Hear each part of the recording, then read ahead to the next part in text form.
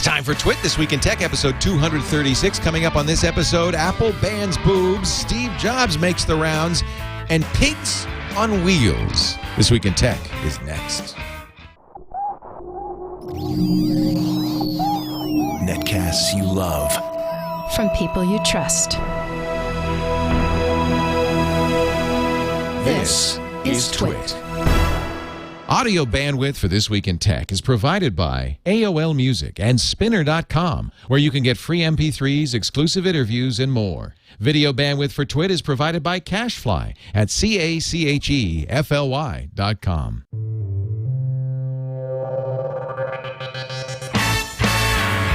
This is TWiT, This Week in Tech, episode 236 for February 22nd, 2010. Leave it to Molly. This Week in Tech is brought to you by GoToMeeting. Picture yourself on a phone call sharing and explaining something visual with GoToMeeting. For your free 30-day trial, visit gotomeeting.com/twit. And by Carbonite, the leader in online backup. Back up your PC or Mac off-site, securely, and automatically. For a free trial offer, plus 2 free months with purchase, go to carbonite.com, offer code TWIT. And by Audible.com. To download 2 free audiobooks of your choice, go to audible.com/twit2. And don't forget to follow Audible on Twitter at audible_com.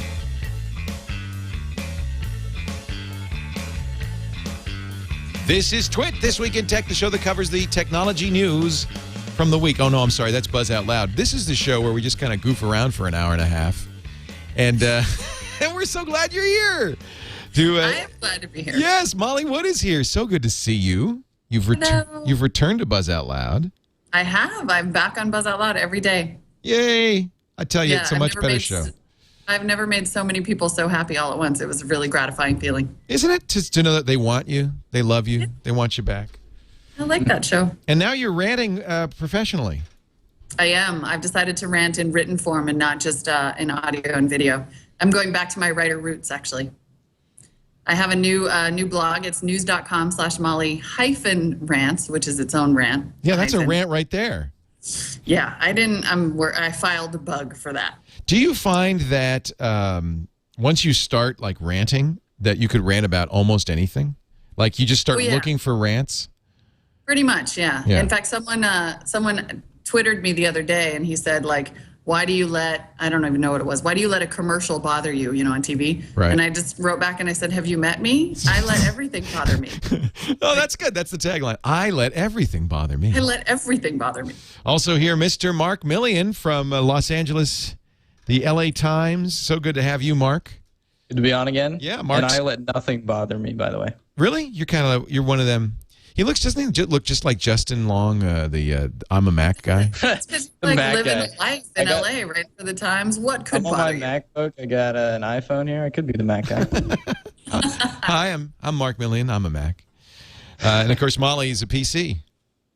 That's true. Earlier, I was wearing a T-shirt that says, I think I still have it here. It says, I'm a tech god. And Windows 7, it was my idea. Is that not now? See, do you rant against Windows ever? Because that is a terrible slogan. Windows 7, it was my idea. That's kind of silly. It's not the best slogan I've ever heard. I mean, yeah, sure, I rant about everything. Like I said, everything bothers me. But Microsoft is.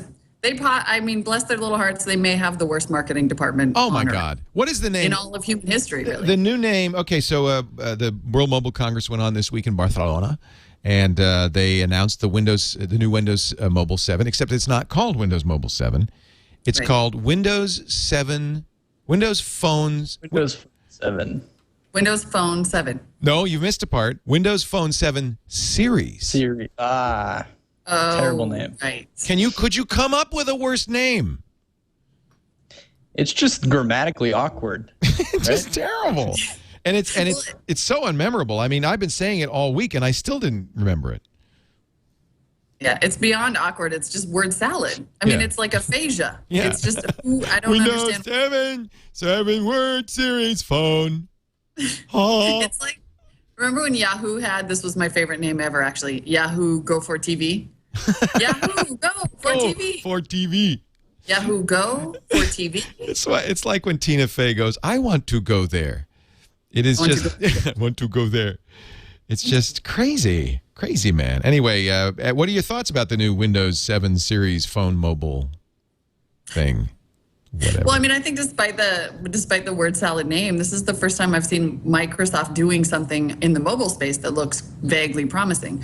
It's based on Zune, and it incorporates all of these kind of things that, I saw Bill Gates at E3, 3 or 4 years ago, showing off the idea of having your Xbox gamer tag integrated into your Windows mobile phone, and it was like, hallelujah. And now 4 years later, it's here, which is great, but is it too late? Mark, have you? I mean, nobody's seen these phones. It's basically all I've seen is video. Yeah, but I've spent a lot of time, obviously, with the iPhone since I have one, and with the Android for many years, trying all the different Android phones for reviews. And I like that they didn't just pull out a carbon copy of the iPhone OS. It's not just little chiclet buttons, but it's rather like this new, fresh, these big. Lucida Grand, I think, is the font face they're using. And it just looks really nice, and it looks kind of fresh and original because nobody's used the Zune before, so it feels like a new interface. It's fresh because, wait, what is this Zune they talk of? No, I agree with you. I think that it's refreshing just for the fact that they didn't try to do an iPhone. I think you're absolutely right. They did a tiny bit try to do a Palm Pre, which I think has been a little overlooked, that they're really doing kind of that deck of cards interface. Because of the slide.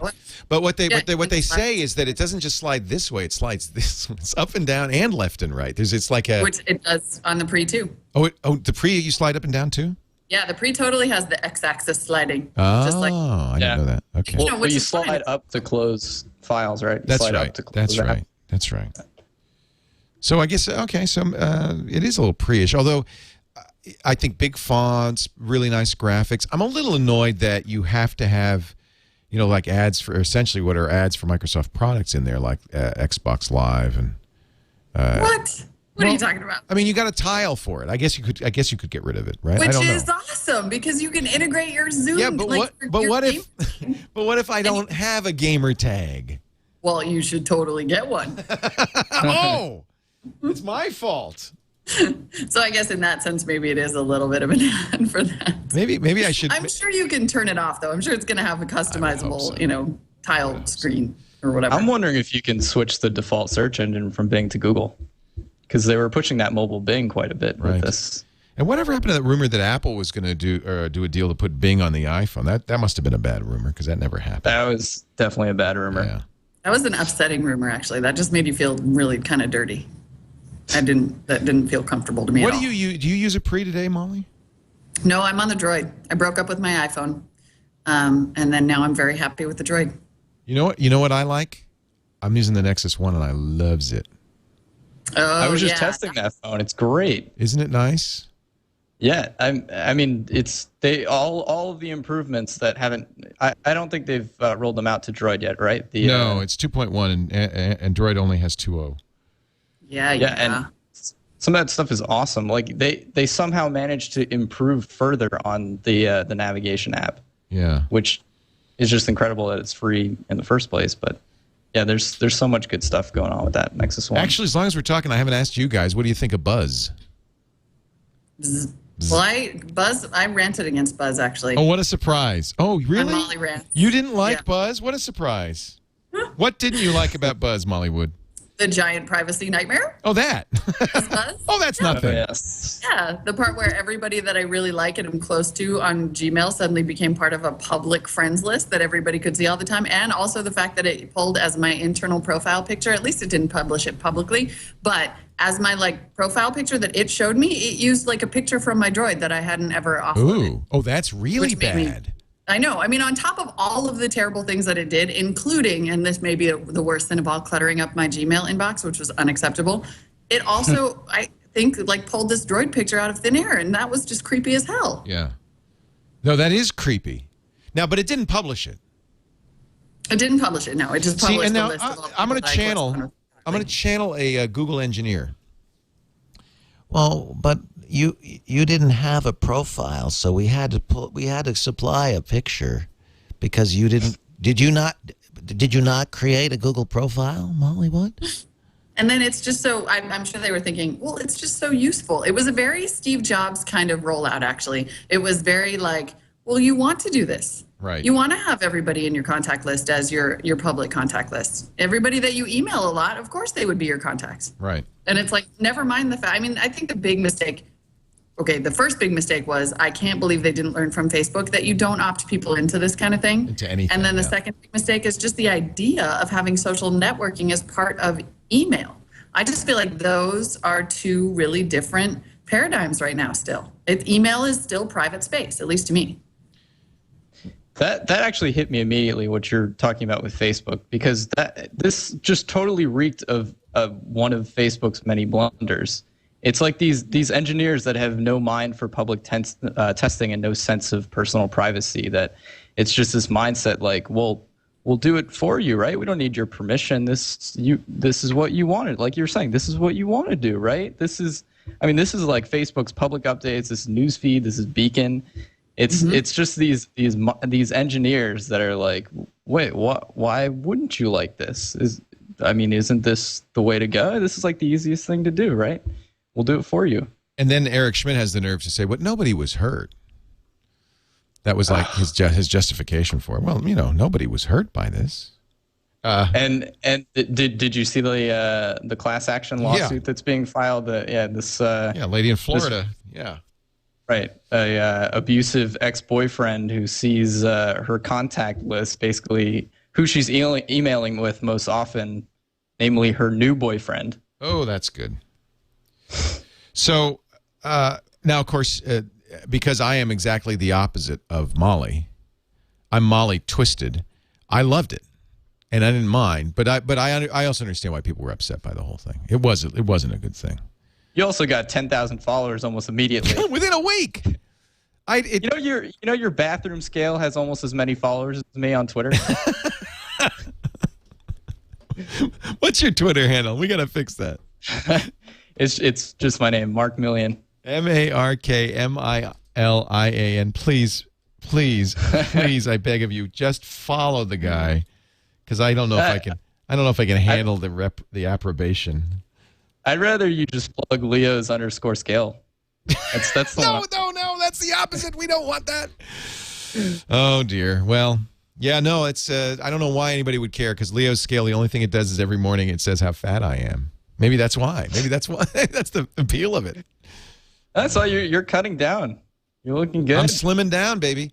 Thanks to Leo's scale. Thanks to the fact that I am humiliated in public every morning, whether I like it or not. And did you know that I did this, Molly? And when you get on the scale, it tweets it immediately. Like, you can't go, oh shoot, and jump off. Like, oh no, don't send that. It's too late. Because I tried a couple of times. I'm going, that's wrong, and I jumped off, and no, too late. So I know it's a mistake. Did I mute you, Molly? I muted you. I'm sorry. There we go. I was thinking more power to you, sweetie. I'm sorry, I muted you, Molly. Oh, you did? Yeah, that doesn't happen often, I'm sure, but I accidentally. Have I been mute all this time? Because I've been saying really smart stuff. Yeah. And the whole show. The whole show. She was so good, folks. I wish you could have heard her. Oh man, is she brilliant? How's that? Is that good? Oh, better. You can hear me now. I've been seeing Calcanis weighing himself in public, and I was thinking, he's doing it too. Bless your little heart. Like, good for you, but no, thank you. No woman would ever do that. I mean, this is the kind of, right, like, this is the kind of thing that only a geek would think of. Like how Google admitted that they didn't test Buzz anywhere else but inside Google. So, of course, it made perfect sense to them to just sign up everybody, because it was like all your buddies from Google. And then the whole idea of the scale, which is like, maybe you should ask some girls about this stuff. But now they fixed it. So it's okay now, right? I mean, they fixed it. I think it's fine, and I think it's great. It should definitely be an opt-out thing. I'm glad they have configuration at start. Yeah. I still don't want it. Like, it just doesn't make any sense to me as a paradigm. I already have Facebook, and I don't want social networking in my email. Well, see, now this is what I think is funny, because people who are on Facebook bitch about privacy on Buzz. I mean, Facebook is not, let's face it, it's a sieve. Yeah. But you don't, but she doesn't.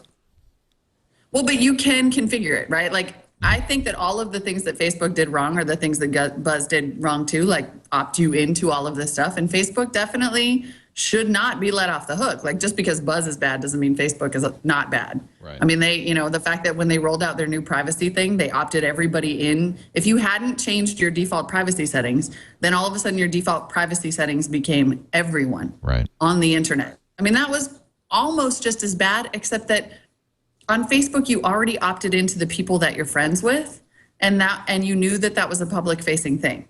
The idea that Google would come along and all of a sudden make all of your email contacts public, I think was just absolutely. I can't even believe that they thought that was okay. No, absolutely reprehensible. They've backed down. I don't know why Eric Schmidt wasn't a little more apologetic, but that's, I think that's kind of Eric. He's also the guy who said, hey, if you're not doing anything wrong, you shouldn't mind if everything you do is seen online. What do you got to hide? I think the common thread between these companies that they don't seem to realize is that social is a very sensitive subject. People have their personal privacy beliefs, and this is just a business to them. I mean, in real life, like social interactions, there are unspoken, subtle nuances. Like, I'm not really surprised that these engineers don't get those certain things, but this is like just causing problems for a huge population. Oh, John C. Dvorak's in our chat room. I'm going to pull him up. I want to get him on the show too, so he can rant. Then it'll be two ranters and you and me, Mark. Let me get John on here. And then we're also going to take a break because I want to get a commercial in. So let me see if I can pull up John. All right. Hello, John. Hey. Also, if you have any HP engineers in your chat room, could you ask them what in the hell is wrong with this stupid laptop? Molly now looks like they're saying you look like Mrs. Cleaver, like June Cleaver. I'm seriously getting like more messed up and odd looking by the second. Dear everyone, it's an HP NV15 and it's a turd. Help.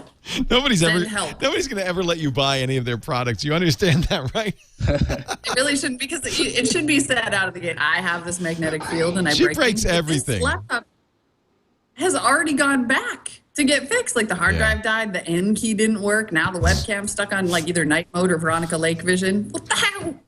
I like it. If you put on some pearls, you'd be a hot TV star from the 50s. You got any pearls? She's looking around. All right, we're going to take a break. When we come back, John C. Dvorak and more news, including, and I bet you guys will have something to say about this, a school that now admits it's spied on its students using their laptops 46 times. But that's all. Meanwhile, folks, I want to talk a little bit about GoToMeeting. My good friends at Citrix have put together a great product based on their remote access technology. You've heard about Citrix, I'm sure, for years. They do GoToMyPC, the great high-end enterprise stuff, and GoToMeeting. GoToMeeting is meeting software designed to make your meetings just pop to life. We all have phone calls, those conference calls where you want to show them something visual and you can't. A chart, a picture, a spreadsheet, maybe a PowerPoint presentation. It's frustrating because you're trying to explain it. This slide here, if you were able to see it, has a graph that contains 4 bars. One's red, one's blue, one's green. That's not going to work. Call lasts longer. A picture's worth 1,000 words, and with GoToMeeting, you can show them that PowerPoint. You can show them the spreadsheet. You can collaborate. You can even train because you can give them control of a program even if they don't have it on their system. I just love GoToMeeting. I want you to try it right now for free by going to gotomeeting.com/twit. We use it on a couple of our shows now to show screenshots. It's fantastic. For sales presentations, for product demos, for training, gotomeeting.com/twit. Try it today. I think you're going to like it. I used GoToMeeting for the first time the other day. It was an engineer was showing me Office Sync, and he's based in Chicago. So how'd you like it? Pretty cool, huh? It was really cool, actually. And I was on my piece of crap computer at work, and I was like, I really don't think this is going to work. And just put in the password, and instantly it came up. And I had no experience with anything like that before. Yep. Love it. Love it. I don't know what's happening with John. John, are you here, John? Are you going to come in? John, do you hate us? Mr. Dvorak. Look, I found some pearls. Mr. Dvorak. You did? Let me see. I did, yeah. Oh, look at that. She looks gorgeous. Now you do look like June Cleaver. June Cleaver, that's awesome. That's what I was going for. Can we go back to the Veronica Lake one? That was good. You also look like Veronica Lake. No, you look gorgeous. And she's wearing a ton of makeup, which looks, in black and white even, it looks even extra special. You look more like Lauren Bacall now. Yeah, I guess if this thing is going to be a turd, it might as well be like a Lauren Bacall turd. Well made up turd. Yeah, seriously. Let's see. John says he's trying to connect. I'll try again with John. Meanwhile, what do you think about this school in Pennsylvania? I guess, it must be a good school. They give their kids laptops when they matriculate. What happens is a kid is called on the carpet by the assistant principal who says, "We know what you did." And the kid says, "What?"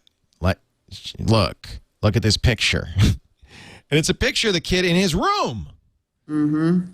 And apparently this assistant or vice principal used a photo taken automatically from the kid's laptop by the webcam. The kid, good for him, said, I don't think that's right. I don't think that's right. That doesn't sound right. Doesn't sound right.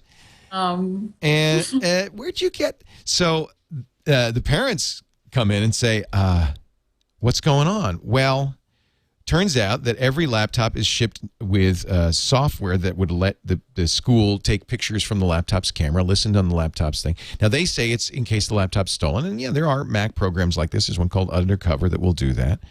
But now it's starting to come out that maybe they've used it before, and maybe really they are using it to spy on the kids.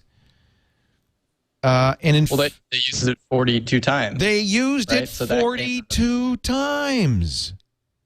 And they managed to claim that in turning it on 42 times, that all of those times were because they thought that it was missing or the laptops were missing or stolen. Which, if you actually have that level of problem with the laptops that you give to students, maybe like chain them to the desk instead of spying on them in their bedrooms. Hey, we're talking inner city Philly right here. You don't know. Is it inner city Philly? Is that what this is? No, I don't know much about the school. It's Philadelphia. I'm willing to bet that they're buying laptops for everybody, that they're not having too much financial problem. Has to be fairly affluent. I mean, that's an expensive thing. It's the Lower Marion School District. Now, of course, there's a lawsuit. Blake J. Robbins versus the Lower Marion School District. You think? This story is especially near to me because when I was in high school, like 5 years ago. Jeez. Oh, God. That's just sorry, rude. guys. Oh, God. That's just mean. That's so mean. We had all gotten laptops my entire high school in my senior year. But, I mean, at that point, it was, probably their biggest blunder for that particular year. We all just installed like Super Nintendo emulators and stuff, so no work was getting done. But it was still early days at that point, so they didn't even know that they could monitor us, I'm sure, using the cameras. But hey, they did. That was scary. Hey, that's John C. Dvorak appearing on your laptop to see what you're doing. I'm trying to look as much like Molly as I can. That's very attractive. You're black and white. You got that much going for you. You should give yourself some hair. Now's your big chance. Oh! Ow! Burn! Zing! Since I have hair, it doesn't really offend me. Oh. He has plenty of hair. Yeah. He doesn't have to worry about it. Unfortunately. Yeah. But you're just in time, John, to say, like, for some reason the school district was totally justified in spying on the students with the security software. Yeah. So what's the deal, John? I think it's simply because the school district are a bunch of perverts and they wanted to see if a kid was masturbating. You almost start to wonder, though, like, what possible other reason could there be other than just absolute dirty birds? I just told you the reason. We believe that a child here has been masturbating. We have the pic. What, they don't ever say what this kid Robbins was doing, that the vice principal showed him the picture. I think I read something that said they thought he was taking some kind of pills. It was they thought maybe it was drugs. Like, they saw him taking a pill. No, there is absolutely no excuse for this, and I think they should be sued, frankly, off the face of the earth. Like, I cannot imagine. I guess I can see that maybe it was sort of a slippery slope, right? Like, they turned it on one time because they thought it was lost, and then they thought, oh, maybe we can keep an eye on these kind of problem students. And then the next thing you know, they're watching them all the time. But you know what? You're just making this up as you go along. She's trying to find some possible justification. It's kind of hard to believe. A bunch of creeps. That's the reason. You really think that? What also really kind of pissed me off about this story is that the consensus in all the coverage was that the quotes were saying like, well, we could understand if they were just monitoring site activity, but to go through the webcam, like, why is it cool to monitor site activity? Yeah. Even still, like, when I had the laptops in my high school, they had just a big flowing list of every site everybody was going to. And for that very reason, I would get home and then never use my school-issued laptop again. Right. And I also love about this story that the kids had just finished reading 1984. It seems like that irony just keeps popping up, and like that Amazon book story.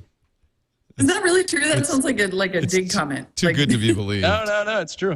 It's too much. Oh wow, that's unbelievable. The 1984 irony never stops. You remember that they pulled the 1984s off of the Kindles a few months ago, remotely destroyed. All the books. So let's talk a little bit about, anyway, I guess his school district's going to be in deep doo-doo. The FBI is now involved because, I mean, it's more than, now it's just not a civil case. Now the FBI says you've violated computer intrusion laws. Well, and I would not be surprised if at some point there is either a hint of or actual child porn charges, because child porn charges have been levied against people for far less than this. That's a good point. And the fact is, these parents are saying, you probably have webcam footage and pictures of my kid in various stages of undress, and that is flat out into extremely bad territory. Oh, that's awful. You're right. Oh, geez. I don't even want to think about it. Jail time. I mean, it's absolutely horrible. Yeah, we're talking jail time. Yeah. No wonder the FBI is involved. Oh, that's depressing. Now, you know, my kid's school gives them a MacBook with a built-in laptop. What do? Do we have to look for that software and try to... Just put a Post-it over the webcam, which is frankly what I should do. I always put a piece of gaffer's tape over my little cameras on those laptops and monitors that have cameras on them. You tape it over. But then you still have audio. You know, it's also a problem because many people, people who use Justin.tv and other Ustream video streaming services, Quick, often turn on, when they turn on the flash to capture it, give permanent permission for flash to take over the webcam and the microphone. So could even go to a malicious site that would just say, okay, start taping. And the flash, you wouldn't know. So, Leo, you've gone back to the Hawaiian look. Is this what we're going to be seeing from now on? No, you know, it was a rainy day in Petaluma, and I just thought I'd bring a little sunshine into the lives of the little people who watch this show. Did you ever tell the story to these people about how you used to wear these wild shirts over at Tech TV, and then one day one of the bosses, one of the suits, came over and told you to tone it down? Well, when in fact this was adding to the entertainment value of the show to an extreme? We didn't want to be too dull. Actually, that's why Leo's on the internet now. Yeah, damn it. So I can wear my Tommy Bahama shirts. I just think that some of these stories need to be told. Thank you. Well, you've just told that story.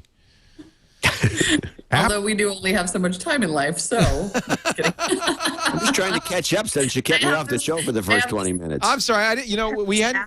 on Twitter, where people are like, "Hey, sweet, John's not on. You can keep Leo on track." We had a little scheduling snafu, and I guess we hadn't contacted you, John.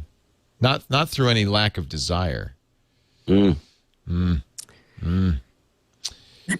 So Apple has begun a war on porn. In the last 12 hours, Apple has booted. You're gonna like this, Molly. 5,000 applications from the App Store, applications it had approved, but now decides that they're too sexy, overtly sexual content. Why did you direct that story at Molly? Because she doesn't like Apple's punitive, draconian control. I don't like them bossing me. Yeah. So you're thinking, John, that I'm being sexist. Droid where I can have all the porn I thought you were want. being insulting. You make it sound like she's like some ex-porn girl or something. I don't know. No. It had nothing to do with the porn. It's an ex-porn girl in this video, this webcam. No, I You know what I like is that you're in the kitchen, Mrs. Cleaver. Folks, if you're not, she's in the kitchen. She's like Molly Cleaver. Yeah, and I had her put pearls on. It's just great. Yep. Just Later great. on, I'll go make a roast. For those of you who are not watching on video, you must download the video version of this show and watch later. So, but this is exactly the kind of thing I think that Apple does and has been doing all along with the App Store, which is kind of arbitrary approval and disapproval of apps. And then what I've said to them before, and we'll say even more strongly now, is that censorship is an incredibly slippery slope. And once you start, even just a little bit, you find yourself in this really uncomfortable position, right? If they hadn't been so insistent on approving every app in the first place, then it wouldn't be so easy to say, well, we want the sexy stuff gone. And then all of a sudden it's gone. And then it's like, where do you end? Because you're always going to be offending someone. So they could play whack-a-mole like this for the next 10 years. You know, it's funny because on Mac Break Weekly, I was complaining about the fact that they were turning down really great, useful applications and allowing programs like Tight Body Perky Boobs to get through, which is actually a program that was there and has now been removed. What was it? What's the name of it? It's gone now, John. It's gone, John. Tight Body Perky Boobs. But my question is, how did this get through the screening process when programs like the Squarespace blogging app gets turned down because its icon is unaesthetic? And so I can't really be, I'm not going to be a hypocrite and say I'm not glad that these apps are gone, but the point really is the point that you made, Molly, which is once they start censoring for whatever reason, bad icon design, they're now in this business, and so they are going to get held to a higher standard. They did not warn any of these application guys that, you know, what you're doing, we might pull it off or anything like that. So let's just see. It's not going to be a higher standard necessarily. It's going to be an increasingly arbitrary standard. It's arbitrary. That's my point. So, but this isn't the first time they've censored. Like, there was no Google Voice. They refused to let Google Voice. Like you said, Squarespace. Right. Those bother me. That's Apple politics. Those bother me a lot more than not being able to get booby apps on my phone. Like you just pull up Safari, you can get porn. But but for these useful utilities, that's just politics. Right. In an effort to raise the ratings of this show, I'd like to now go through the Business Insider, Silicon Valley Business Insider's 15 outrageous sex apps that made it into the iPhone App Store slideshow. iJiggles Your Mom. Okay. Video Strip Poker. Strip Simon. Puff. This application lets you lift the skirts of Japanese girls by blowing into your iPhone's microphone to create a virtual gust of wind. Pocket Girlfriend. That's funny. That's fun. I think it's pretty funny. Pocket Girlfriend, which a lot of geeks is about as close as they're going to get. The Russian Brides Gallery. Oh. My Vibe. I'm not going to go into that one. Adult Tennis Boobs. It's just a bunch of pictures of tennis players. Yeah, this is what the computer revolution has finally come to. This is what it's all about, baby. I can carry that in my pocket. Boobs in my pocket, finally. Yeah.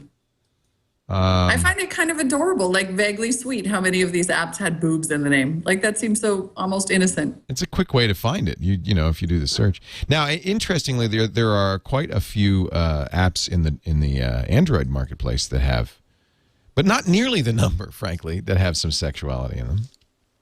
Although the Android store has, what's the app? They have the porn app store. Oh, they app do? That is like the porn app store aggregator. What the heck is it called? Oh, I missed that. Like IPO or Thanks whatever. for the tip, Molly. That's I missed that one. Here's my favorite. There's one for iPhone too. It's basically a web app. If you go to, I think it's sexappstore.com, you go to the site. Well, because and the way Android installs it onto the home screen. The way Android works is you can buy from anywhere. So I think this is one of my favorites. It's called My Candy. Sorry. My Candy. Okay. MIKANDI, and it's the world's first porn app store. Wow. And that's why you want a Droid. Well, I don't know. This, by the way, this application is still available in the iTunes store. It's called Nudit. What you do is you take a picture of somebody, and it superimposes a person in their underwear under their head. So it does face recognition, and then puts a naked person underneath them. They made that guy all fat, though. I know, no poor wonder guy. The economy's in decline. This is a 99-cent app that is still available. It was just released, so maybe... confused by what I mean, the Suicide Girl one is still on there. I have it on my phone. That's the problem with this. Is that yeah, Suicide Girl's on there. Playboy's still there. I'm looking right now. They have this like you must be 17 years or older to download this game. But what are their standards for what gets deleted and what stays? Very strange. Exactly. Like that's what's so ludicrous about this. Not only are they going to be playing whack-a-mole, and pardon my language, or euphemism there, but if they keep trying to do this, be in the censorship game, because new iPhone apps are popping up, left and right. They're also totally arbitrary, and they won't say what the standards are. And anytime you don't know what the standards are, then you have a broken system because you have no trust as a developer that you're not going to get completely screwed. Apple's statement so far, the only statement they've made. Whenever we receive customer complaints about objectionable content, why am I getting feedback? Is that you, John? No. Molly? Today's SFA. Molly, do you have a... yeah, it really is. Mm-hmm. What is SFA? John disappeared? I see him back there. John's gone too. This is just... I'm going to, The whole week. The whole week. What is SFA? So effing annoying. Yeah. So that's not how I say it when I'm not on camera. So effing annoying. Apple's reaction, whenever we receive customer complaints about objectionable content, we review them. If we find these apps contain inappropriate material, we remove them. However, 5,000 apps gone in 12 hours sounds like more than, they're just getting around to it. Sounds like a new policy. It's a purge. It was just a ridiculous, I don't know. Let's talk about some tech stories. That's a tech story. It's got the word Apple in it. Oh, yeah, well, I guess there's that. Does Google make us stupid? I love this story. Does Google make us stupid? I think proof is positive. This is the Future of the Internet survey conducted by the Pew Internet and American Life Project and Elon University's Imagining the Internet Center. Who endowed that? I'd like to endow something, Elon University. I'd like to endow an Imagining the Internet Center. They were asked to consider the future of the internet-connected world between now and 2020 and the likely innovation that would occur. Survey required them to assess 10 different tension pairs. There's somebody getting a big grant for this. Each pair offering 2 different 2020 scenarios with the same overall theme and opposite outcomes. Are you following me so far? I can't find it on the list of stories. Yeah. Oh, you go to there it is. Does Google? I got it. Never mind. Yeah. This is episode 236. So go to delicious.com/. Find it. Yeah. Nick Carr, in a cover story for the Atlantic Monthly in the summer of 2009, wrote, "Is Google making us stupid?" He said that the online searching and distractions of browsing through the web were limiting his capacity to concentrate. Nick's a smart guy. I don't think he's stupid. Well, he should have changed the title of the story. Yeah, Google making me stupid is what he should have asked. It's not Google's fault. It's you. Well, but they basically found no. When they did the story, they essentially said it's not making you more stupid. It might make you think in a different way, but ultimately it's making you potentially more informed and not more stupid at all. Yep. It's making you prioritize what you keep in your head. Now, understand this isn't a test. It's a survey. So it could be making us stupid. We're just too stupid to know it. That could be. It sounds like just a specious argument. Did you read this text? I'm not thinking the way I used to, he wrote, in part because he's becoming a skimming, browsing reader rather than a deep and engaged reader. The kind of deep reading that a sequence of printed pages promotes is valuable not just for the knowledge we acquire from the author's words, but for the intellectual vibration those words set off within our own minds. Well, that's his fault, right? I mean, if he wants to skim, then he's making that decision. If he wants to Google the Renaissance and then read like a 100-page piece about the Renaissance, he could do that too. And he could get nobody's forcing him. Good point. Good There's point. also this idea too that now just because we have new technology, we have to mourn the loss of the old way that we did things, and it's just exhausting. This sort of nostalgic exercise in like over intellectualizing the loss of everything that used to be wonderful. Like you have almost the entirety of human history at your fingertips at any given moment. On a computer or on your phone. Shut the hell up. Life is pretty awesome now. So says Molly Cleaver. Thank you, Molly Cleaver. And excuse me, I have a roast to make. We'll be right back with Leave It to Beaver right after these words from our sponsors. Oh, Mom. I couldn't resist. All right, sorry. Get some Ovaltine, everybody. We're going to talk a little bit about Carbonite.com, then we'll come back with more great stories. Our guest, Molly Wood from CNET's Buzz Out Loud, and the new page, cnet.com/Molly-Rants, where she rants about all sorts of great subjects. She's just the greatest. So great to have you on, Molly, even if you are in black and white. John C. Dvorak. I'll get it fixed. No, I like it. I'm not complaining. It's good. It's really good. If I could superimpose it over the Leave It to Beaver thing, maybe I will. Yeah. Let's see if I can merge you together with the Leave It to Beaver thing here. That's good. You got too many toys over there, Leo. And now, what was her name?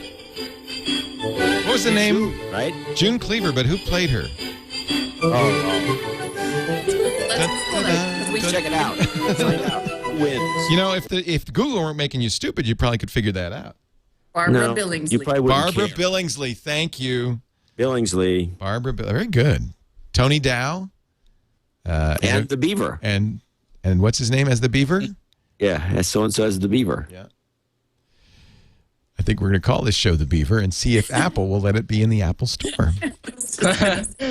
Somebody already came up with, I think they nailed the title for the show. Oh, yeah, what's that? Tennis boobs. Yeah, it's got SEO written all over it. We'll be back with John C. Dvorak from Channel Dvorak and Mark Milian from the LA Times. We were having some fun talking about the week's tech news, but I do want to mention backup. Oh, don't get scared. I got an easy way for you to back up. You know, sometimes I think people listen and I mention backup and they just freeze up because they've had a bad experience. You know, you forget to back up and you lose your hard drive and it's going to happen and you're going to lose something valuable. Your pictures, your music, your financial documents, your email, something's going to go. And there's no reason for that to happen. It's not just hard drive crashes. I mean, the Carnegie Mellon study, up to 13% of hard drives crash in their first year. But it's also, frankly, user error, people throwing stuff out. 43% of people lose files they consider replaceable every year. 600,000 laptops lost or stolen at U.S. airports every year. 600,000! And only 3% of those are ever recovered. That's why Carbonite, since 2006, has backed up over 25 billion files, restored 2 billion files. That's 2 billion files that people went, thank you, Carbonite. I want to make sure that you have Carbonite on your system. You install it, it starts backing up immediately. All of the irreplaceable files on your computer, the stuff internally, backed up to the internet, encrypted using AES 256-bit encryption, so your privacy is guaranteed. And you can get it back so easily. And by the way, that's important. A lot of times people try these online backups and they say, I love it. And then they try to restore and they go, oh, no, where is that? Not with Carbonite. They even have an iPhone application. So at any time, if you want to see how your backup's doing, you can go to the iPhone or go to another computer even. Log into Carbonite.com, download your file, and get it back. Try it right now by going to Carbonite.com. Use the offer code LEO for 2 free weeks. And if you decide to buy after the trial, you'll get 2 free months. Use the offer code LEO, less than $5 a month for unlimited backup. Carbonite. It's backup done right. And now we return to Leave It to Beaver. And by the way, I want to thank the chat room for the suggestion. Oh, a little vino? Little Chaspleen 2003. Did you get that at the Costco? Isn't it like the wine buying time at Costco? No, this has been sitting in the cellar for a while. It's aged. Oh. But there, I have to say, for people out there who want to know, Novato, California, Costco, go there now. The place is loaded with, loaded to the gills. Really? Yeah, loaded. Sad story. Loaded. Loaded. Sad story this week. A small plane crashed in Palo Alto, killing 3 executives at Tesla. Not Elon Musk. The CEO was fine. But I thought what was most interesting about this was the coverage. Mashable broke the story. At least that's the geeks coverage I saw on Twitter, as Facebook loses power due to small plane crash. Right. And then CNN says 3 executives. They have their priorities, right? Facebook loses power. And then it was CNN that pointed out that there were actually, in fact, 3 executives. There were actually people in the plane who died. Yeah. Oh, well. Facebook was Well, out. they didn't know for a while, I think, that it was Tesla executives. It was pretty bad that they were focusing on the Facebook outage when obviously no one, probably not everybody's okay when a plane crashes into a house. That's usually pretty bad. That's considered not a good That's thing. usually pretty bad. Yeah. And then the Tesla stuff came out a lot later, and that is, I mean, that's awful. It's a very small company still, I think, and that's. Oh yeah, terrible. It didn't take really that bad. long for the Tesla material to the one Tesla guy in particular that came up pretty quick because he's the owner of the plane. Right. Right. Yeah. New York Times talking about how much you should pay for a digital edition of the Times on the iPad, and there's some debate. And I'd be curious what you guys think. First of all, how much would it be worth for you to get the New York Times on the iPad instead of, say, the print edition? Would you buy it? Or we could do it with the LA Times if you prefer, Mark. We're not charging. It's free. And you think you're going to continue to stay free? Yep. We're going to stay free. I think that's interesting. You know, Murdoch, of course, and the Times and others are saying we got to charge. We can't give it away. And that's great for us. We get to be the #1 paper pretty soon on the internet. Yeah. The Times is debating the hardcore print guys in the Times, according to sources at geek.com, are saying $20 to $30 a month. It's like $240 to $360 a year. Seems About high. how much the paper subscription costs, right? No, the paper's pretty expensive. If you just, it's like $6 to get the Friday, Saturday, Sunday Times. $6. What happened to the 25-cent paper? They made it all up on advertising. Oh, that's long gone, John. How old are you? Who knew? I mean, I think if they're building if they're building these really kind of full-featured apps that are optimized for these devices, not necessarily the iPad, because no one should buy that. But I think that there may be some compelling argument that, toward a subscription fee. Like I think I would subscribe to papers on a tablet, on a reading device like that. Yeah. I think how much I'm paying right now, and that, How about the? What's the right price, Molly? The pain point's going to be a lot lower. I think $20 or $30 a month is. It's too much. No, it's a digital edition. That's absolutely ridiculous. I mean, I think $5 or $10 a month is probably about where you might find people willing to do it. What you have, according to Geek.com, is the print folks who are afraid of cannibalizing their print business like there's anything left in a year. EVG, we never heard that argument before. Yeah. The digital folks say, $10 a month. We want to charge $10 a month, which some would say is still too much. Mark, you would say it's still too much. But I think 10, I would pay 10. I think $1. I would pay 5 or 10, just for Bitsblog and the main tech and business and world content alone. I think it's worth $5 or $10. But I mean, at the LA Times, we have this philosophy that we're not going to take things away. This is like taking things that everybody online has been getting for free for a while, and they could easily turn to scores of other organizations to get their news content. I think there's so many other areas that the New York Times could go into. They could they could have small teams that build mobile apps. They could create new products. They don't need to take everything and put it behind a wall. So you think it's a lack of vision?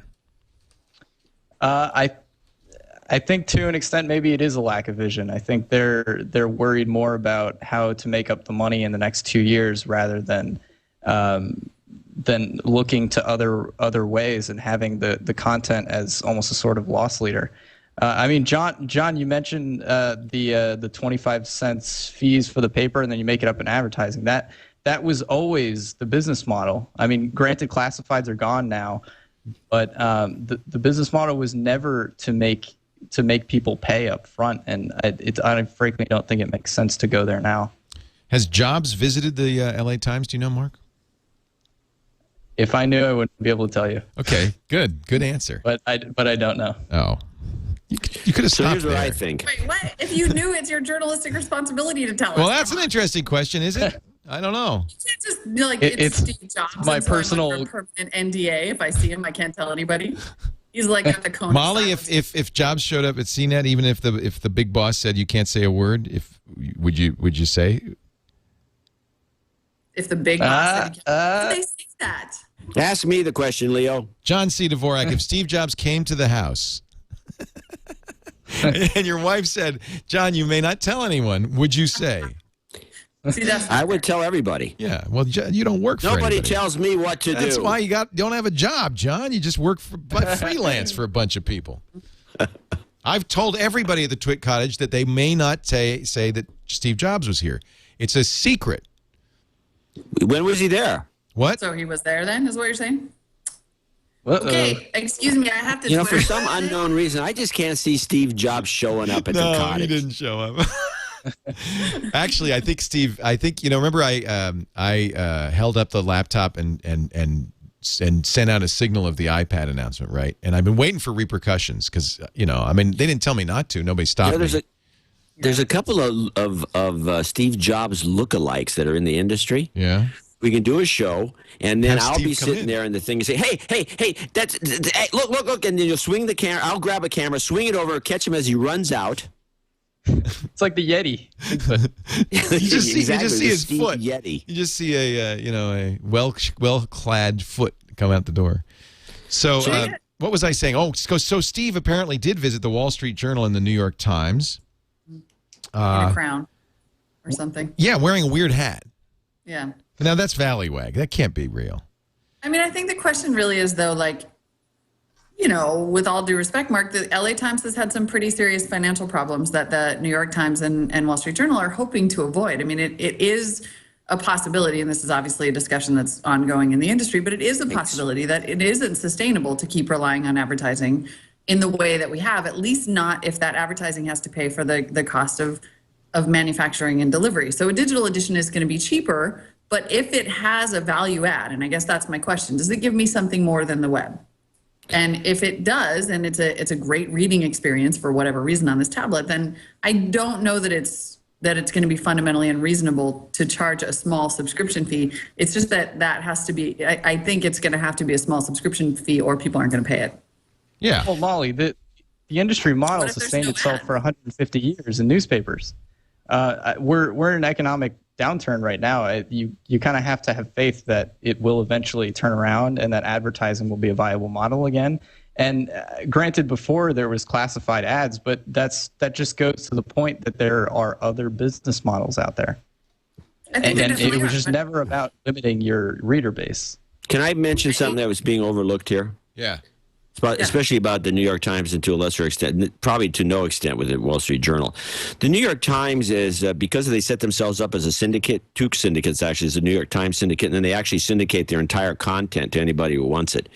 And which creates, if you go to Google News, you see there's a huge redundancy of stories from the New York Times. And even when you go to the New York Times, it says it blocks you out. It says you cannot read the story unless you're registered. You can cut and paste the headline into Google and find 45 other instances of the exact same story running in St. Petersburg and Atlanta and Austin and every place else around the country. These people, once the New York Times puts itself onto the little iPad, I don't see why they wouldn't do the same thing, and they can just undercut the New York Times. This is what's cannibalizing the potential for the New York Times is its own syndication and the fact that it set out to ruin the newspaper industry years earlier.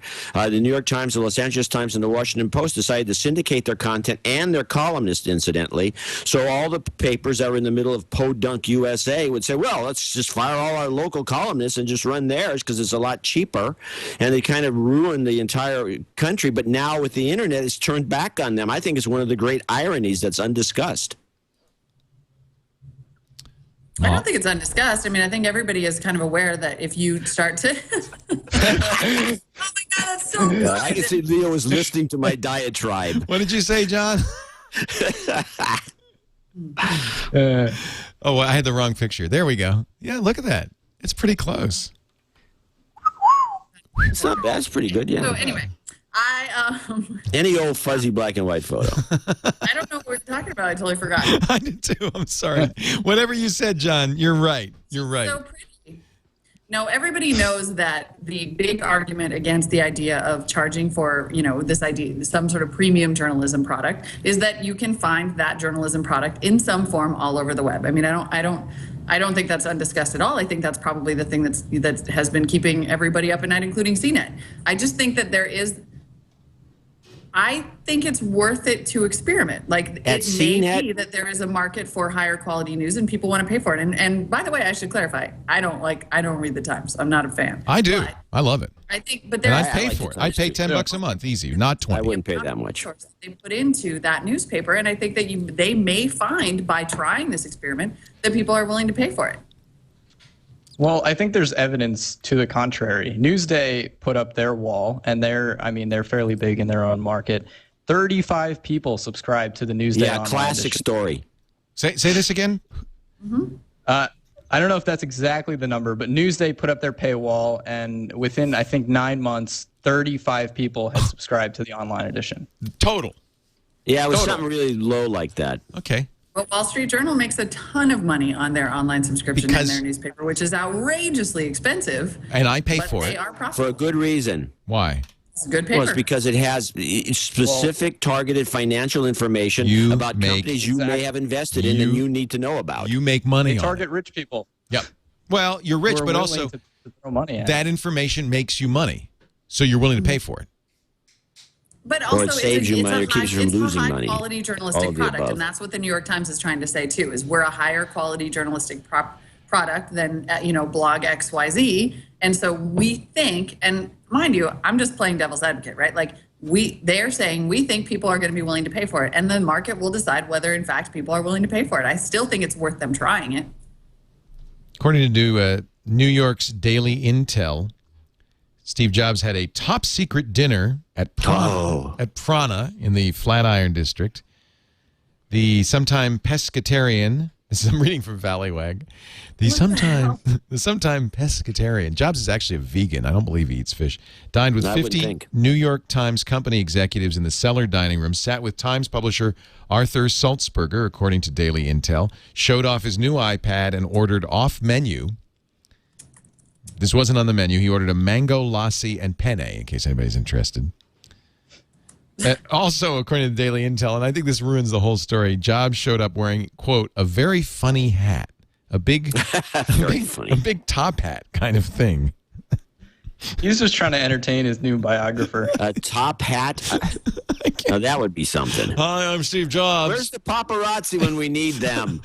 Was he like in disguise? Yeah, as Mr. Peanut, apparently.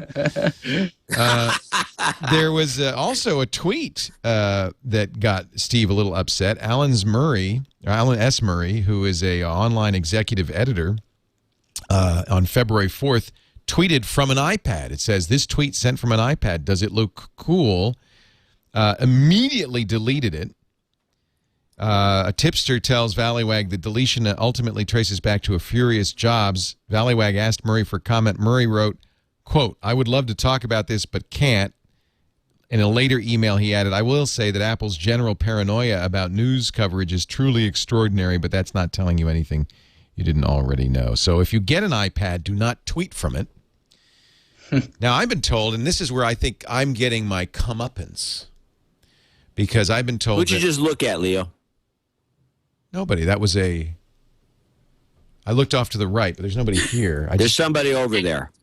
It's Steve Jobs in a top hat. How did you know? John, you're so perspicacious.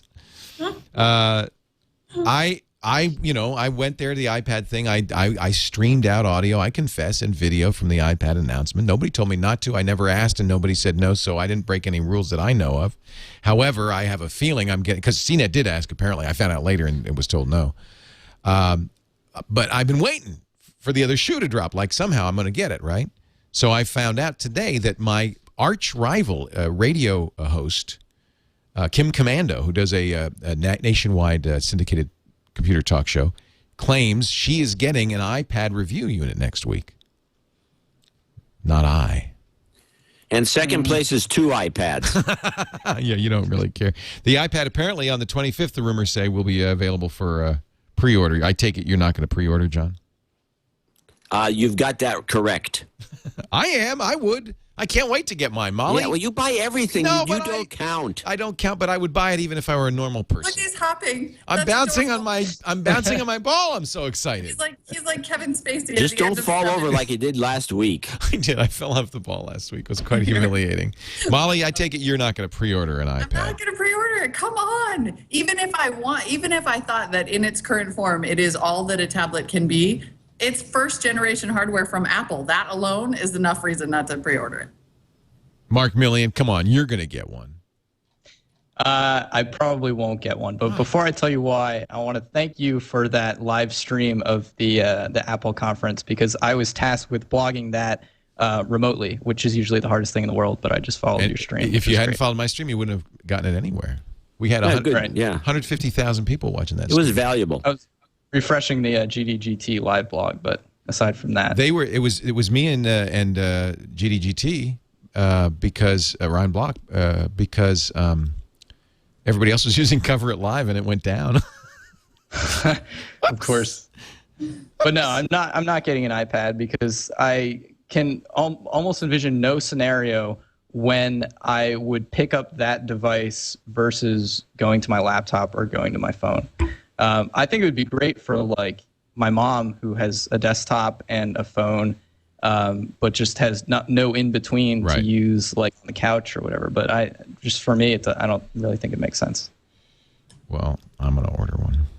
So there. I don't mean to discourage you. I'm gonna order 2, and John, I don't even have to ask you. You cannot discourage him. No. You're going to ask me what? I guess you already said you're not going to get one. I'm not going to order one. Why would I? I don't need another piece of equipment. I got enough stuff. And by the way, since I'm here, since you got me on the camera, I have a new poster for sale. Oh, good. Let's see it. Okay. Look, there's the Barney that got 1.2 million views. 1.3, by the way. Singing in John's bathtub. What is this? This is the Captain Zylog poster. Oh, I'd buy that. From the 70s. Zylog created the Z80, which was one of the early microprocessors. And it says, Captain Zylog, the fireworks have just begun. Wow. Handsomely framed. He looks like Captain America. And is this to promote the Z80? Yeah, this is when Zylog was a big shot company. They came out with these posters, and this is extremely rare now. So yeah, some guy in the chat room typically bid $1. I'll bid $1. Yeah, nice try. So anyway, that's my latest. So I'm trying to get rid of all this stuff. Yeah, I know. I'm sure your house is full of that crap. So what? Yeah, well, I got a Barney back there. I mean, you got a Barney. Is that a code word for something? I got you a Barney right here. I got a Barney back here. So how could if somebody wanted to buy that, what would they do? Just email me and make an offer, and if I see something I like, or anything like somebody just bid $500, I'd sell it for $500. That'd be a good deal. Look, somebody just bid $1,000. Yeah, sure. Name Monkey. Be a good deal. Anyway, you're like that. Go ahead. Oh, I have some breaking news. Yes. About the New York Times and the paywall, actually. Yes. It appears that Arthur Sulzberger, Janet Robinson, and Martin Niesenholtz of the New York Times at the paid content conference today said that, and this is where now I'm not even going to try to devil's advocate them anymore. They said they will include blogs in their metered paywall. Oh, please. What does that mean? You know what? No. People are going to pay to listen to some blogger? Well, no, they have some blog. They have if you look on Bits, they have a number of tech blogs. Bits is mostly a tech blog, and then that is where the entire argument falls apart, because that is where there are a million different publications that are doing the exact same thing as the New York Times blog, and there is absolutely no way that they can try to convince me that that is worth paying for over another blog. See, that's just annoying, because I was just kind of playing. To argue. Yeah, and actually that's a bad model. What they should do is make the blogs free and have the blogs constantly referencing the paid site. Yeah, something. Yeah. Freemium. Our model. Yeah. Premium. Yeah. I mean, this idea that really like their blog is so much better than somebody else's blog that I'm going to pay for it. I mean, forget about it. So what's the next story? I'll show you the next story. Screw the Times. Screw the Times. We're going to take a break for audible.com. But meanwhile, this moment, you made me think of this. From Antique Roadshow, John. About 25 years ago. This is a pig. An antique junk shop and collectible. Pig on wheels. And I had to have it. Just couldn't resist. And what did you pay for it? They're actually discussing it. Which was a lot of money for me. It's disgusting. 25 years ago. But I thought to myself, I love it's a very unique object. This is the kind of crap I'd have around the house if I had the money. Nothing is unique in our business, but sometimes you see something you've never seen before. Right. And I must say, I've never seen this before. It's generically a pull toy. Like cast iron wheels and probably made in Germany. What is going on? Probably made around 1895 to 1910. Most pull toys you see from Germany are like horses. The iPad in 10 years. They're like this big, little wooden platforms. Sometimes a lamb. Lambs are very popular. Okay. Goats are I'll leave very, it as an very exercise. The iPig. Seldom You guys see got good pigs. material in that room. And you seldom see platform toys this big. So, I mean, this is really exciting. A life-size pig. You seldom on find them wheels. so cute and so animated. Oh, yeah. So push cute him over and here. also animated. And listen to him, and you see his mouth go. I mean, this guy is really a little The charming. mouth goes up and Glass down. eyes, Goes up painted and paper mache, snout, and teeth. That's terrifying. It's got this incredible Scare the action crap out of some little and kid. just absolute charm. My hunch is at auction, this could easily bring $2,000 to $2,500. Okay. That's you. They're calling for you. Oh, this moment brought to you by my friends at Audible.com. We'll be back in just a moment with our great panel. Mark Milian from the Los Angeles Times, John C. Dvorak from ChannelDvorak.com, and a bunch of great podcasts. And, of course, Molly Wood from CNET. She's back on Buzz Out Loud and has her own page of rants at cnet.com/Molly-Rants. You know, Audible, I talk about Audible a lot. I'm sure you know what I'm talking about when I say Audible.com. It's a great place to go to get audio books. You guys seen Shutter Island yet? The new Scorsese movie? Can't wait to see scary. this. Have you seen? You won't go because it's too scary. No. Well, you don't have to bring Eli. You could go by yourself. I think I'm a bigger chicken than Eli. I can't wait to see it. I'm so excited. But you know what I always do before I go see a movie is I check audible.com because I love listening to the book first. Now, especially because listening is a little bit more of a visual, believe it or not, visual thing than reading. That's kind of counterintuitive. But when I'm listening to a book, I feel like I'm in it. I'm living it. It's very much like a motion picture. And I hate to spoil the book by seeing the movie first. So this is the recommendation of the week. You can get this book free. Let's just listen to a little bit of Shutter Island. They planted survived, peach and pear and chokeberry, but no longer bore fruit. And the night winds often came howling into that valley and screeched like cats. Tom Stetschulty is reading it. He's one of their best readers. Dennis Lehane wrote the book. I'm telling you, you listen to this and you will get chills. How do you do it? You get it free by going to audible.com/twit. audible.com/twit. Oh, Buzz is making that noise. I'm sorry about that. Let me turn off Buzz. Audible.com/twit. No, I'm sorry, Twit 2. You get 2 books. Well, we're going to do the, yeah, that's right. Let's do the gold plan. On the gold plan, you get, the platinum plan, you get 2 books a month. And the first 2 are free. You can cancel at any time and keep them. He's got another book, Dennis Lehane, called The Given Day. I would get this one first and listen. You know, you have a month to use the credits. Shutter Island, our pick of the week. Go to audible.com/twit2. Get 2 free books. iPod, iPhone, Zune, Kindle. Plays on most electronic devices, but if you go to the device center at audible.com, you can see if it'll work on your device. I think you're going to love it. I listen all the time. Audible.com/twit2. We thank them so much for their support. And This Week in Tech. Look at John. See, he thinks that looks like Veronica Lake. That doesn't look like Veronica Lake. That doesn't even look like June Cleaver. It doesn't look. It's just a round head. It doesn't look like anybody. Kind of looks like that pig, actually. That was scary. Well, we got to That keep pig is track of scarier that than pig. Shutter Island, I think. Worth $2,000. If you get a direct message on Twitter today that says, LOL, is this you? And has a link to a site. The site is bzpharma.net. Do not click the link. Do not click the link. Twitter, once again, subject to malware. It puts up a fake Twitter login page. And, you know, I almost fell for this. I actually, somebody sent me, and because it's not unusual for me to be on the internet in a video doing something stupid. Somebody sent me, I thought, a direct message saying, was this you in the video? And I clicked the link, and I got a Twitter login page.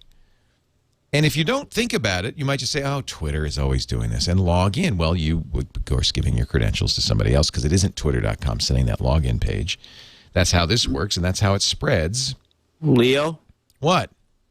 You never answer your email, but I find it peculiar that because somebody sent you what perhaps is a video of you.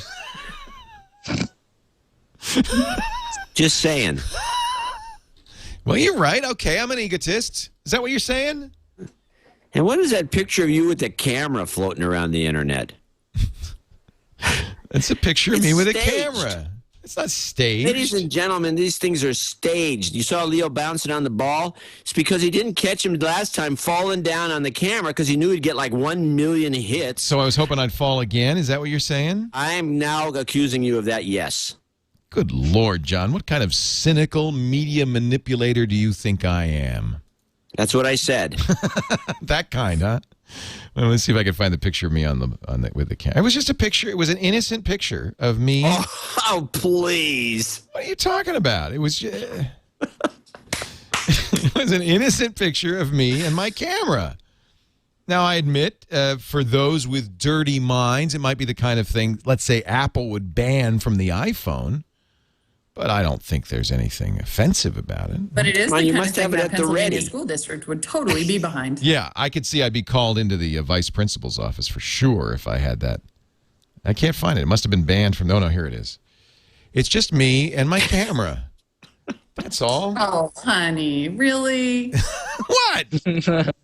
You guys have... Let me go find that picture, actually. Where was that silly picture? It was just so silly. It's the look on your face that gives it away that you set it up. No, it's a setup. That's I know not what I'm a look doing. you normally have unless you're like putting something out. It might have also had something to do, John, with the buzz comment that I put in there that said, they say it's not the camera, it's the photographer. I say it's not the photographer, it's the lens.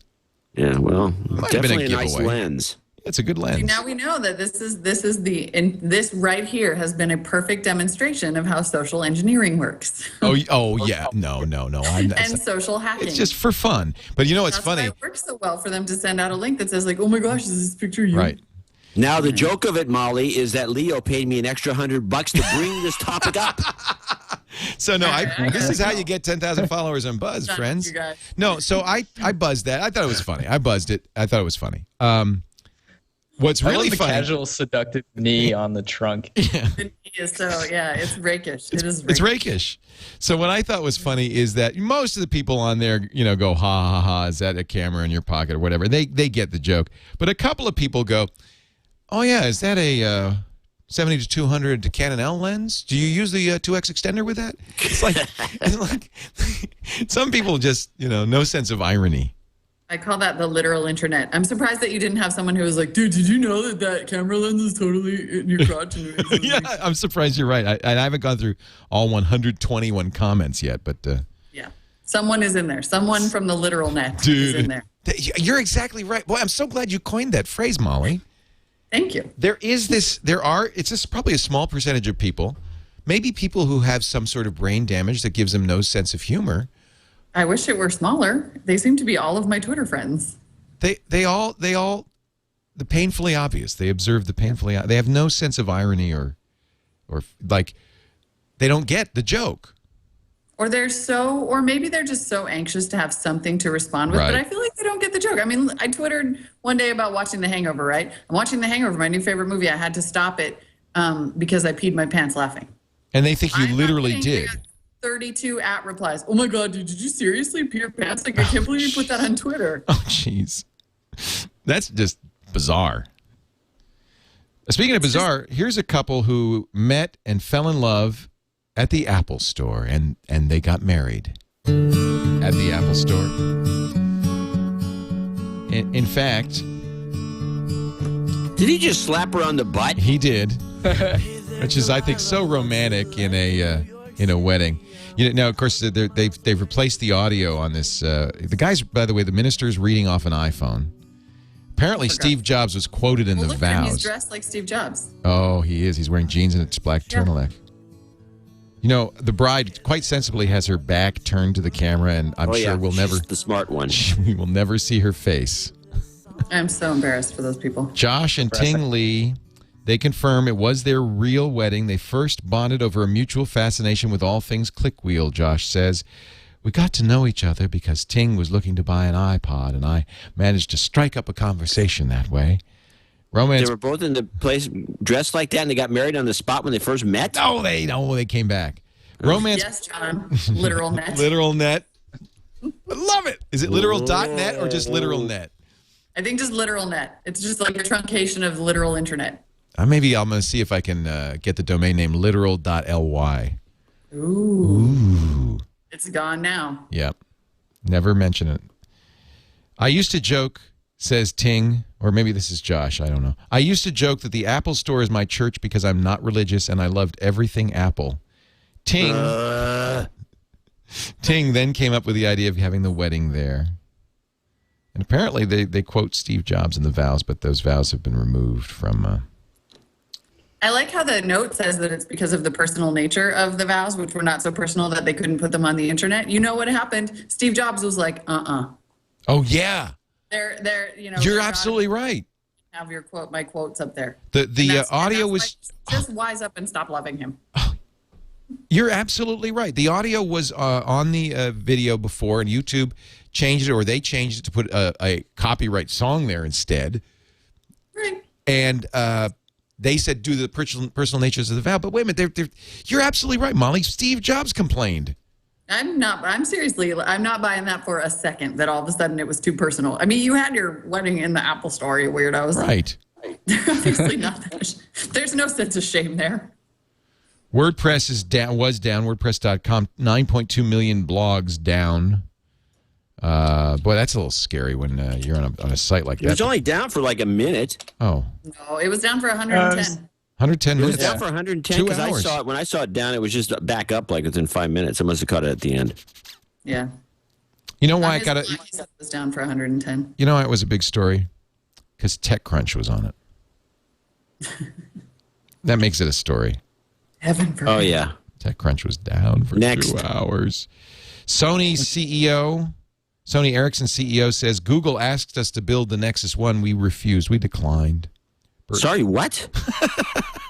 Bert Nordberg says Google came to Sony Ericsson first saying, will you build our special phone?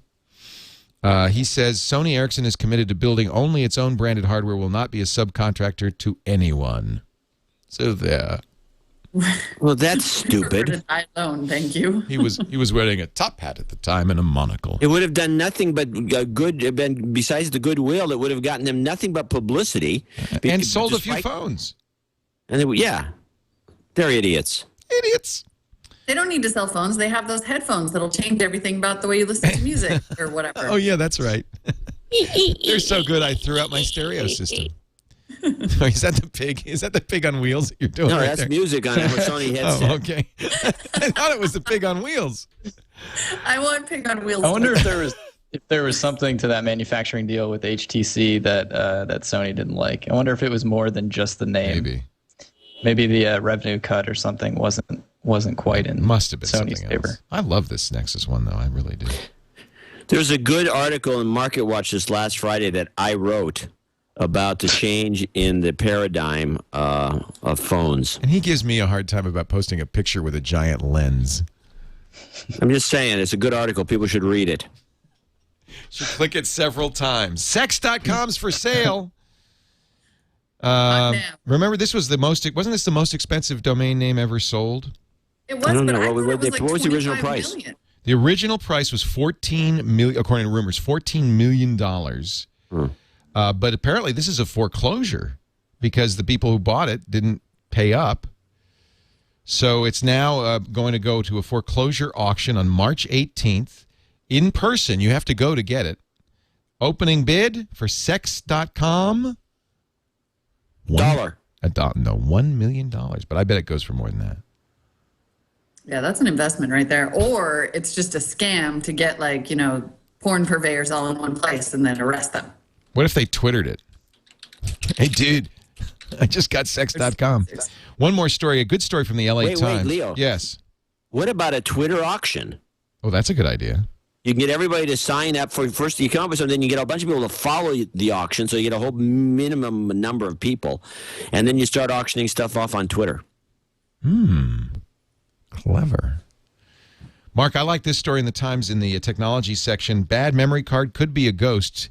Bunny Huang, we all know, maybe we don't all know, but Bunny is the great guy who first hacked the Xbox 360. No, I'm sorry, the regular Xbox. And Bunny got a bad memory card, and he didn't like it. So instead of doing what we would do, is just throwing it out, he tracked down the story. He was in China for his company Chumby. He owns Chumby or runs Chumby, overseeing production of the Chumby 1. and there was a bad batch of Chumbies. He said they all had Kingston-branded memory cards from a single batch. He tried to exchange the batch. Kingston refused. So he went to an electronics bazaar in China, and in fact, he tells a story of one surreal scene of a child and his parents sitting in a stall cramming loose SD cards into Kingston retail packages. He bought a few of them, ran tests, found out that these were mostly bad. They were, in fact, he concluded that the cards were probably produced on the same line as the certified goods, but using defective materials. He says that some of these factories in Shenzhen have ghost shifts. Rogue workers during their off hours runs a few batches of chips using materials rejected as defective on the day shift and then sells them to these bazaars. Welcome to China. It's wild. Seriously. Kingston That's says, why when you see some of these crazy-looking watches that you used to be able to find routinely on Canal Street and other parts of the country, and you look at the watch and you say, why would somebody bootleg this watch? Is an exact copy, except for the guts or whatever, right? Like of a Rolex or any number of these crazy watches. And it's like I've been to Korea where I bought stuff where I know it's made in the same factory. I mean, it's just the extra stuff. They run a few extra thousand. I don't know. You might want to be careful about buy these cards from a reputable source, I guess. Well, that would be I'm sure there's a lot of defective stuff floating around. There's no quality control. Why would there be? This stuff's dirt cheap. Right. Even my not dirt cheap HP Envy has serious quality control. The HP Envy 15, by the way, you don't want to buy it. If it weren't for that, though, we wouldn't have the great Leave It to Beaver, Molly Wood. We do have the Veronica Lake. Molly Wood's new. Babe, We're going to let you go. Molly Wood's new blog is Molly Rants at cnet.com/Molly-Rants. Please go there and read how to save satellite radio, someone save TV from Twitter, privacy nightmare of Google Buzz, and on and on and on. She's just pissed off. I'm She's not afraid to show it. I'm just unhappy with a smile. Thank you, Molly. You're the greatest. It's always great to see you. Thank you for joining us. It's my pleasure. Yeah. Take care, Molly Wood. See her on Buzz Out Loud now every day. Mark Milian writes for the LA Times. Where can we find you on the Times, Mark? At latimes.com/tech, and my personal blog, which has my Twitter and Google Buzz, is heyniceblog.com. Always a great pleasure to have you on. You come up and visit us. Likewise. Yeah, we want to do a show with you. We got some ideas. Love to do a show with you. That would be awesome. We need more shows, Leo. I don't have enough shows. You know, I've mentioned this before. We want to do a morning show in New York. So if you know of any comics, talented people with a tech bent in the Big Apple, yeah. I've been really excited about this. We want to do a 3-hour morning show, Monday through Friday. I think it's a great idea. Yeah. We've got to put like a morning zoo with a tech spin. Yeah. Kind of a social media morning zoo. Well, you know what I realized is that I get up every morning. What do you do the first thing you get up every morning? You read Twitter to see what happened, what's going on, what people are talking about, what's the haps, right? So what if we did a show where we just read Twitter? Get John Hodgman. Well, that's what CNN does. Yeah, no kidding. No, because John's in Brooklyn and Colton and there's so many great people in New York. Because it's a morning show, you want to do it 6 to 9 East Coast and repeat it 6 to 9 West Coast. So there are a lot of reasons to do it in New York. So anyway, that's what we're thinking of. Make sure you get a place that's got a couple bedrooms in there for guests. I don't care about this show, let's face it. John, you know what? I think you and I could be roomies in the Big Apple. What do you say? Let's go in halves. Is this thing on? Remake of The Odd Couple? Yeah. I think it would be good. Which one's Oscar though, and which one's Felix? I think John, I think you're Felix, and I'll be Oscar. John's channeldvorak.com. That's where you can find all links to the Cranky Geeks and Tech 5 and No Agenda and all the great stuff John does. channeldvorak.com. Thank you guys for being here. We really appreciate it. A lot of fun today. Thank you. Another twit is in the can. Doing the twit. All right. Doing the twit, baby. Doing the twit. All right. Doing the twit, baby.